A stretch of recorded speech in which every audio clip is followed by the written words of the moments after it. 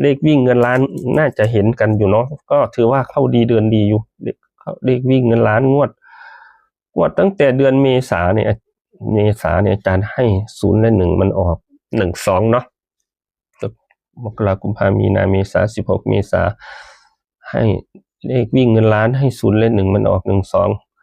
งวดเมื่อกี้มันวันที่2มันบ่พี่น้องให้4 และ 9มันมา4 3นะก็ถือว่าใครเป็นไฟวิ่งก็ถือว่ารับดีเดินดีรับทรัพย์อย่างต่อเนื่องและวันนี้เลขวิ่งนะอาจารย์ให้เบิ่งเอาเด้อล่ะตัวนี้พี่น้องคิดว่าที่มาถึง2ตัวทั้งบนล่าง4 และ 7มักแห้งทั้ง2ตัวแต่ฝันนะเลขฝันแม่พี่น้องก็คือตัว4ฝันในของดีมากแต่เป็นทำบุญมากนี่ก็มัก4นะชุดเต็มนะเดี๋ยวก่อนจะดูชุดเต็มวันนี้วันที่16มันมีทกสนี่ก็ถือว่าออมสินกับทกสนี่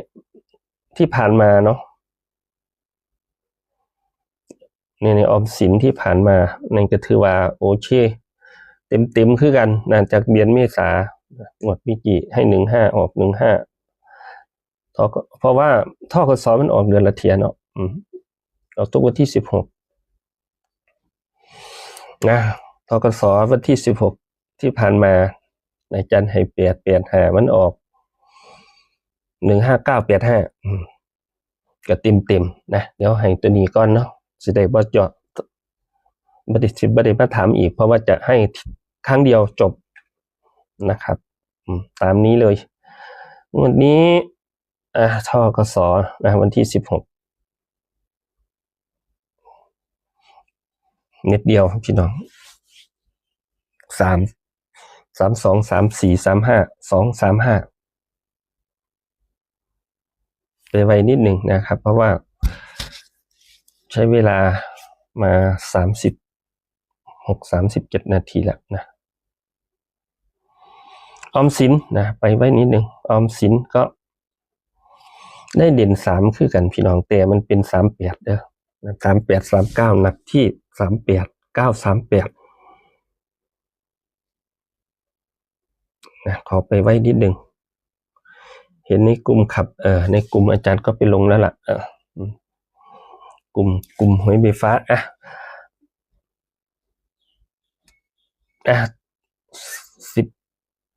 16 พฤษภานะตัวเต็มนะหลัก4ก็ตามนี่หลัก7ก็ตามนี่มักตามนี่พี่น้องนะที่อาจารย์ทำแบบนี้เนี่ย4 และ 7คือ4เนี่ยมันได้เป็นบนนะก็เลยเอามาเป็นชุด3ตัวบนทำว่าหลัก7นั่นมันก็เป็นไปได้ก็มักหลัก7คือกันแต่ที่สำคัญ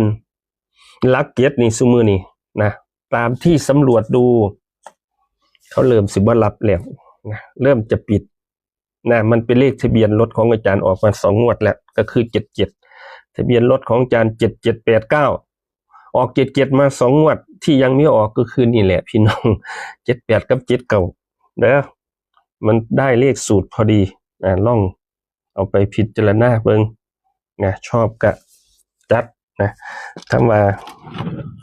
สิบ่ให้เบิ่งดอกลอตเตอรี่เด้อเนี่ยอยู่นี่คือเก่านี่แหละพ่ออยู่ดีแหละพอดีมีโอกาสได้ทำบุญที่อำเภอสำโรงทาบวัดป่าธรรมานุสรณ์นะฝันดีพี่น้องฝันดีนะเพราะนั้นก็อยู่ในนี้แหละลองเอาไปพิจารณาเบิ่งกับป้าบ้านนี่นะครับก็ขอให้